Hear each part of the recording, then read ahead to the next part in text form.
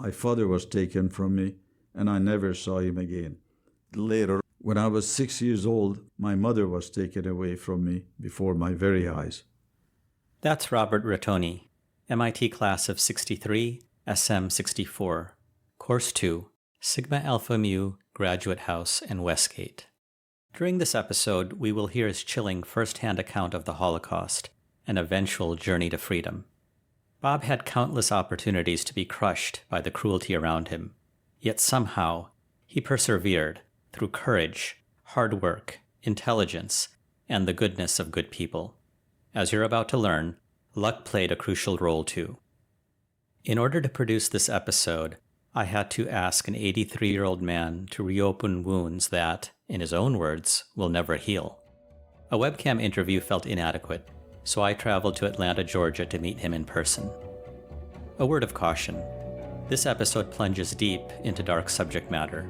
I broke down a few times myself. I used 2 pre-recorded clips for the most traumatic elements of his story. If you are not in the right frame of mind, I'd recommend setting it aside until you're ready. And when you do listen, please stay through the end of this 2-part series to allow light to emerge from darkness. I'm Ravi Patil, and this is InstaTrue, true stories about MIT, a trove of wonder, discovery, and madness. This podcast explores the diversity of the human experience. The question of what it means to be human is a timeless one. By hearing the stories of others, we just may find a piece of ourselves and be inspired to transcend our own limitations.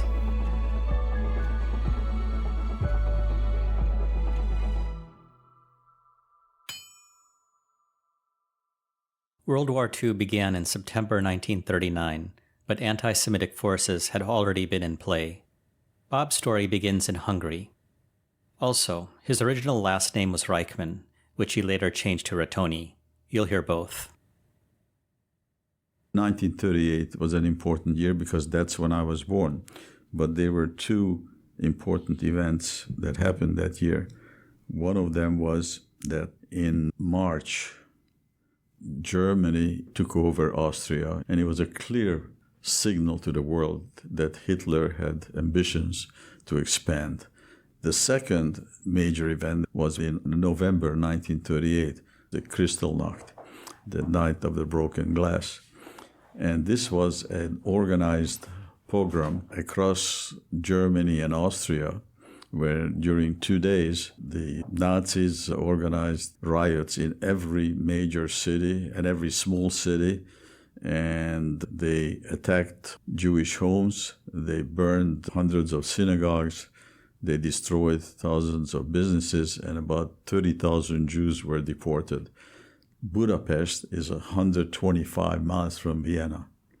So the news of what happened in Vienna spread to Hungary almost immediately. And I personally think that is the start of the Holocaust. Now, that's not an official thing. Yad Vashem has its own date, Jewish organization, think that the Holocaust started when Hitler became the Chancellor of Germany in 1933. Immediately after Hitler's rise to power, anti-Semitic laws were introduced in Germany. How did this affect you? I didn't discover this until decades later. I must have been 60 years old when my mother was still alive, and I asked her, how come I'm the only child? I come from a very large family. I just took it for granted that's the way it is. But I asked her, and she told me that my father forbade her actually to have another child. She had to have an abortion because he saw what was coming. And my mother, in her voice, I could tell that after decades, she still regretted it, that she could have more children. But after I thought about it, I realized that my father was probably right, because I, as a 6-year-old, barely survived. Where did Hungary fit in the political landscape? In September 1939, Germany invaded Poland and World War II began. In November 1940, Hungary became an ally of Germany in the war. And then I consider January 20th, 1942, an important date. All the chief Nazis got together to discuss the implementation of the final solution to the Jewish question, which was to eliminate 11 million Jews of Europe. This was a business conference. The minutes are kept and were discovered after the war and were used in the Nuremberg trial to convict many of these Nazis. It lists every country that the Nazis attempted to eliminate Jews from, and it added up to 11 million. Hungary is listed with 742,800 Jews. The Germans are very good at keeping statistics. Such horrifying numbers. I can find no suitable words to describe the abject evil of the so-called final solution. Hungary was in a very different position than all the other European countries because Hungary was an ally of Germany. So the Jews who lived in Hungary thought that they will be protected. Everywhere the Nazis went, they killed the Jews. So many millions of Jews were already killed by them. But the Hungarian Jews felt safe. They adopted certain anti-Semitic laws. Obviously, they had to. And one of those laws was that they started conscripting young Jewish men into labor battalions to help the German army. And that's when my father started missing from our home. All I knew was that he would be gone for months and come home once in a while, bring some food. And then after 1942, when I was 4 years old, I think probably the last time that I saw him, and I never saw him again. But later on, I discovered what happened, that he was conscripted and ended up in labor camps and concentration camps. And he never returned home. Do you have any memories of your father? I have very little, basically, because I was 4 years old in 1942, and I remember maybe the last time that he came home and brought some food, and we were sitting around a little kitchen table. And the only memory I have is that he was a kind of a strict father, and he made me eat spinach, which I hated. But other than that, I have no memory of him. I have a family picture. Hitler eventually turned his evil gaze to Hungary. The next important date that is critical in Hungarian Jewish history and me personally is in 1944. The Germans were unhappy with the Hungarian support. So Hitler actually invaded Hungary in March. And that's when the Hungarian part of the Holocaust began, almost at the very end. And by 1944, probably 5 million Jews were killed. The Arrow Cross Party was legalized when the Germans invaded Hungary. They were the most virulently anti-Semitic party. They immediately started passing anti-Semitic laws. Typically, the Germans would do everything legally so that the world would see that there's nothing going on there. Can you give an example? In April 44, all Hungarian Jews 6 years and older had to wear a yellow star. I turned 6 in January. So my mother and I had to wear a yellow star every time we stepped out of our building. If I went to play with my friends, I had to wear a yellow star.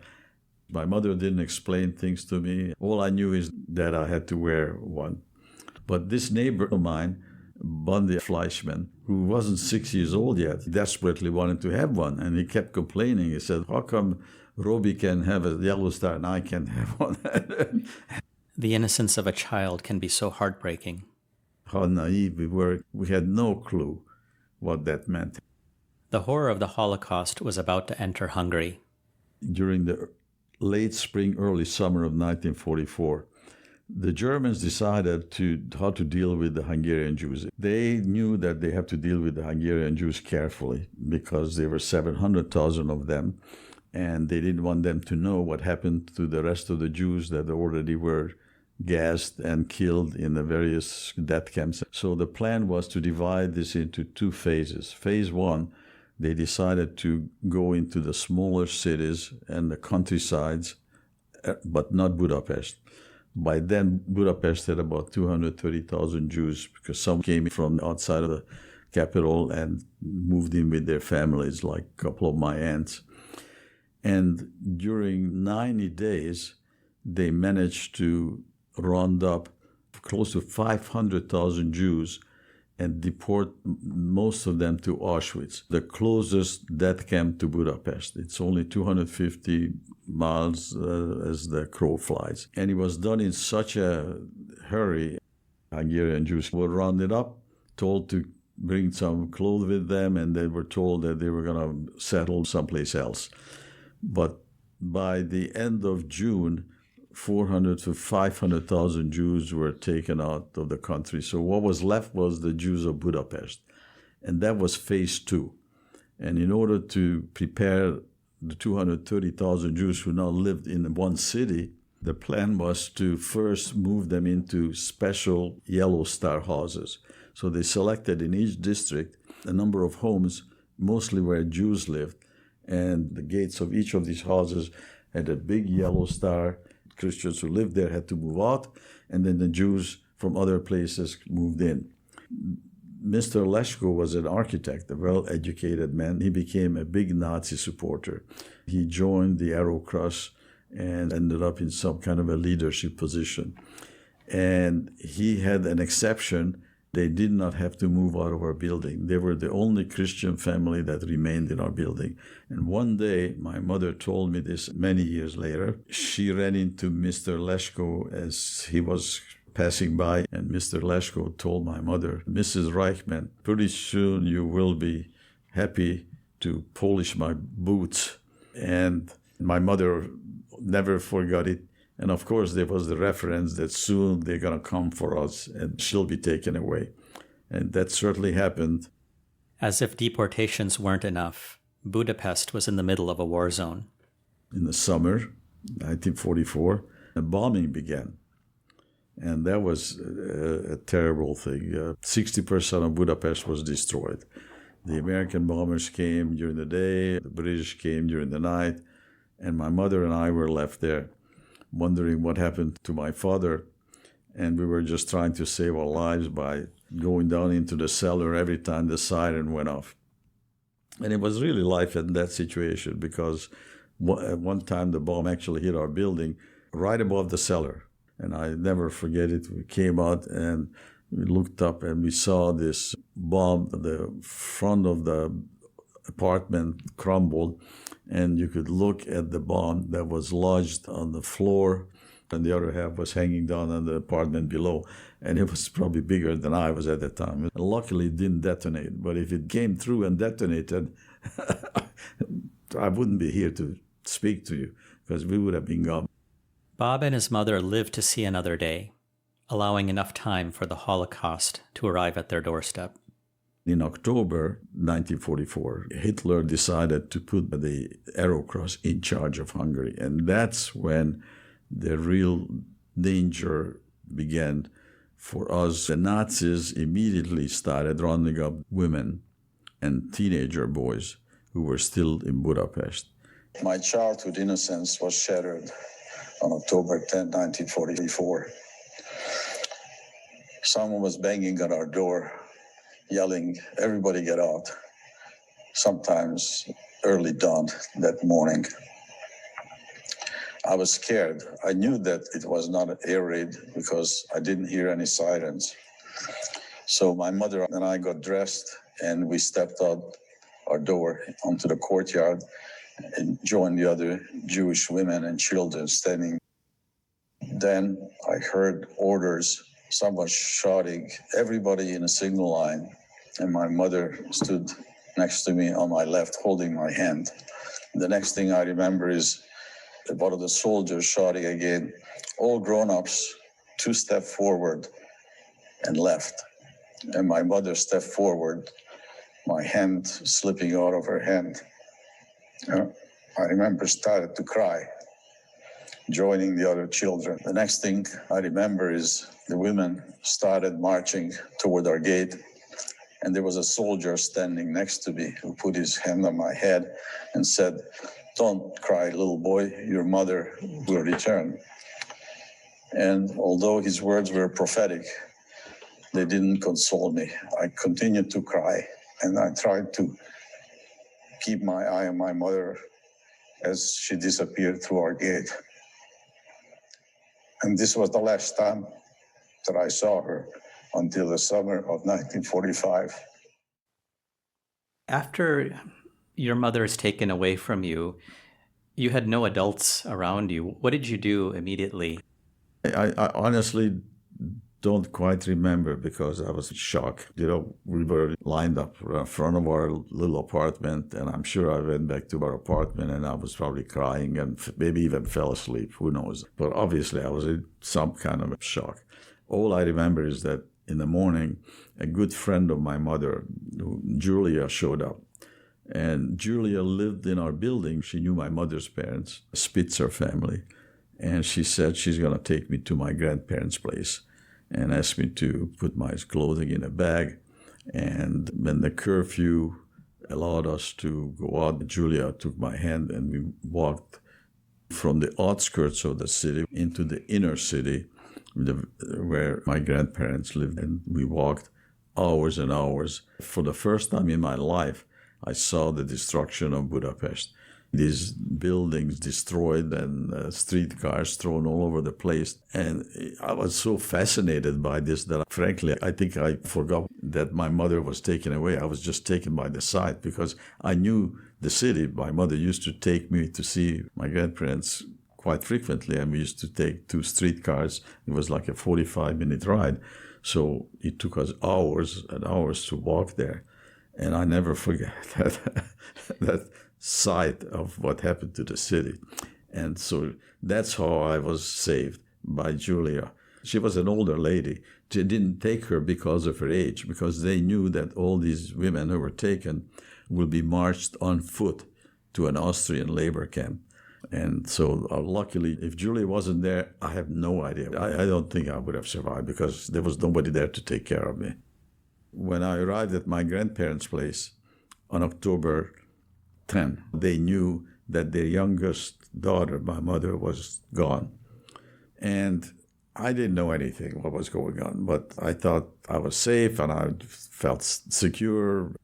In the midst of the Holocaust and being bombed, how did your family gather food? First, you had to be lucky that you didn't get bombed because that was going on day and night. And second, as a Jew, you had to stay alive by finding food. While Bob was settling into life with his extended family, his mother was undergoing a grueling forced march to a labor camp. We'll return to her later. I knew my grandparents, and there were 2 of my aunts there also with their kids. And food became the critical thing because many shops wouldn't sell food to Jews, and you had to wear a yellow star. So for Jewish people to find food was extremely challenging. And that task fell on the shoulders of my oldest cousin, Mike, who was my Aunt Piri's older son. Mike was about 14 and one of the gutsiest guys that I ever met. It was his job to go out either during the day or during the night without his yellow star, and he would try to find something valuable in the bombed-out buildings and barter this for food. But also, luckily, it just so happens that there was another older couple living at my grandparents' place, my grandfather's brother and his wife. They were not in good health.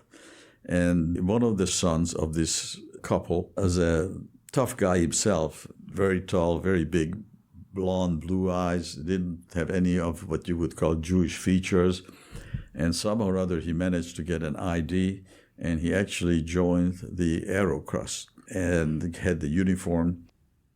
So a Jew essentially posed as a Nazi in full uniform. And so he had access to food, and he was able to sneak some food to us where we lived.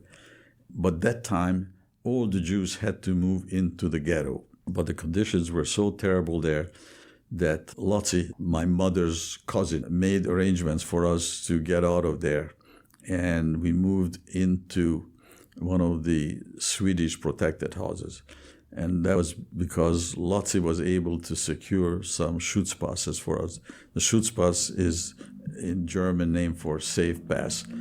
And the Swiss embassy a Swedish embassy, the Portuguese, and the Vatican also issued some of these safe passes to Jews. And if you had one of these passes, you did not have to move into the ghetto. The neutral government forced the Hungarian government to set aside a number of houses where these people with the Schutzpasses could move into. And Lotzi arranged for us to get Schutzpasses. Unfortunately, Uncle Lotzi had obtained these passes before Bob's unexpected arrival. The family was now short 2 passes. My grandfather made sure that I had one, but he and my grandmother didn't. But we went into a safe house anyway, and Lotzi picked the house, and that's how we started our journey from one safe house to another for the next several months to come. The good news about the protected house was that you were not in a prison like the big ghetto. The big ghetto had a 10-foot tall wall and restricted only at 4 gates, and once you were in, you couldn't get out. But if you were in a protected house, you could go out when the curfew was lifted. And again, the chore of finding food fell on the shoulders of Mike, my cousin, and Lotzi was able to help us from time to time, but it was very risky. During the next few months, Bob and his family moved a whopping 7 times in order to stay alive, and Bob was given a strange chore. I arrived at my grandparents' place in October 10, and I thought I was safe, but a couple of weeks later, all of a sudden, I found out that we are going to move. Nobody told me anything. I saw all the heated debates as to what to pack, what to leave, what to take. My grandmother gave me this big wicket basket, meat grinder in it with my clothes on top, and said, "You'll carry that." And I lifted it up and I said, "Oh my God, this is really heavy." And I complained to her. I said, "Grandma, this is very heavy. I don't know if I can do it." But she says, "No, you can do it." So I carried it to 7 different places, and it kept getting heavier and heavier, of course, because I wasn't getting enough food. Occasionally some bread and maybe something else. So that became a big chore, carrying the meat grinder. And one of my saddest moments is that I lost my first pair of long pants. My mother bought me a pair of white long pants, and I never wore long pants because children, even teenagers in Europe, wore shorts. And I was so proud of my long pants, and I put it in a bag when Julia took me to my grandparents' place. But in the moving from here to there, somehow the pants disappeared. I never forget it. I was just heartbroken. The final move, when we went back into the ghetto, probably in late November, I was not able to carry the meat grinder anymore because I was just too weak. What's amazing is, why would my grandmother want me to carry a meat grinder when there was absolutely no meat available? Even potatoes were hard to get. And all the horses that were still alive at the time were already butchered, so there was no meat to be had. What happened to the meat grinder? Honestly, I have no idea. Luck played a crucial role in staying alive, as the following incident illustrates. Mike's job was to find food. And one day in a bombed-out building, he found in the stairway an Aero Cross armband and didn't know what to do with it. He just stuck it in his pocket. When he came back to our building, it just so happened that the Aero Cross rating came into our building and asked everybody to gather in the courtyard, and everybody had to show a Schutzpass, and they were really looking for bribes at this point. And if you had money or jewelry, they'll let you go. But if you didn't, or if they didn't like you, just simply didn't look right, they took you to the Danube, shot them, and dumped them in the river. Mike was coming back to our building, and he discovered that we were all in the courtyard. There was an old guy and a teenager with a gun on their shoulder, and they were finding out what to do with these Jews. And Mike had a presence of mind and the guts. He put his armband on and said, "Hey, these are my Jews." And according to him, the old man, kind of surprised, looked at him, saw the Aero Cross, and he said, "Okay, if it's your Jews, you take care of them." So that's how Mike saved us. And after that, the decision was made to go back into the big ghetto, because life and death was a matter of just pure luck. And so Bob and his family had escaped death yet again, but lived in a constant state of peril until January 18th, 1945, when Russian soldiers expelled the Aerocross from the ghetto. The next day, they left the ghetto and moved back into his grandparents' original home. The family tried to reassemble their lives, with several choosing to relocate to Eger, a small town 130 kilometers northeast of Budapest. And in March 1945, it was decided that a severely malnourished Bob should go there as well. Mike came back to get me, but he took me to the train station, and the train station was total chaos. Thousands of people jammed together, and everybody was trying to get out of the city. The train that was going toward Eger was totally filled. People were sitting on top of the train cars. Mike went from window to window asking total strangers, would you take this little boy? And nobody would do it. Finally, one window, somebody said, okay, we'll take him. Somebody grabbed me, put me in the luggage rack, and Mike's last word to me, I'll come and get you when we get to Füzeshopen, a little town on the way to Eger. I had no idea whether Mike is going to get me. And so the train ride was interesting. I had to pee. And there's no way to so I told strangers, I'm a 7-year-old kid, I have to pee. So they took me to the window. They held me there. Okay, go ahead. And because it was a long 80 kilometers, it wasn't going very fast, and it may have stopped several times. Pissing in the wind, as it were. And I said, I hope Mike will come and get me. And sure enough, he showed up. And then we followed the tracks of the other train that was supposed to go to Eger, and we walked maybe 10 miles. That's how I got to Eger. And I had a wonderful time there. In the middle of the summer, Bob received miraculous news that his mother was alive. She had been liberated by the Allies from a labor camp in Austria, but was in grave health, emaciated from starvation and typhus. With Mike's help, Bob took the train back to Budapest to be with his mother. But this long-awaited reunion went unexpectedly awry. I remember being very excited to see my mother again.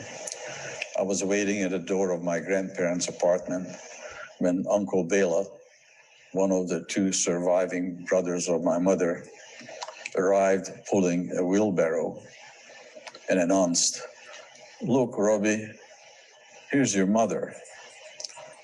I looked at what vaguely resembled a human form lying on top of the cart, covered with a blanket. I saw a skeleton face covered with tight skin and 2 large eyes looking at me out of the skull with no hair on top. No words came from this strange creature staring at me, and I said, "This is not my mother." I turned around and ran inside crying. I shall never forget this sight as long as I live. Even now, more than 70 years later, it is painful to recall this event. The image of my mother's emaciated body and knowing the devastating effect of my inability to recognize her brings out the worst emotional reaction I have to my Holocaust experiences. It is hard to describe the feeling that this reunion with my mother evokes in me even now. It is a feeling of hurt, frustration, and anger at all those who caused her to be an unrecognizable human being, a skeleton near death. At the same time, I feel ashamed that at the time when she needed me the most, I was not there for her. In the aftermath of the Holocaust, Bob lost 14 close family members. His father, 3 aunts, 5 uncles, and 4 cousins. One was just a 6-month-old baby. With no psychological assistance in those days, Bob's family dealt with their trauma by maintaining total silence. Everyone was on their own. Bob's mother never once spoke of her forced march or time in the labor camp. Bob, likewise, never discussed his time in the ghetto with his mother. When asked why the Holocaust happened, Bob pointed to a famous quote by Martin Niemöller. Niemöller was a decorated World War I German naval officer, but became an ordained pastor after the war. And when the Nazis took over, he didn't object. As a nationalist, he initially supported Hitler's call for a German revival. But the Nazis determined to take over the churches because the church has control over the people. It was at that time that Niemöller started speaking out against the Nazis. So they put him into Dachau concentration camp. He was liberated by the Allies. And after liberation, he spoke at universities. When one of the students asked Niemöller, how could this happen in Germany? This is what he said. This is a direct quote, although there are minor variations. First, they came for the socialists, and I didn't speak out because I wasn't a socialist.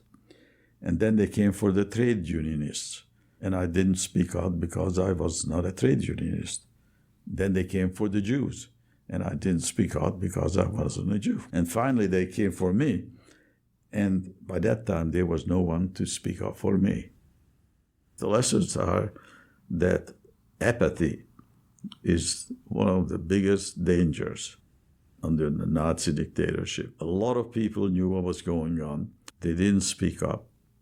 If you see something wrong, speak up, be active, and then maybe at least there's a chance that evil can be stopped.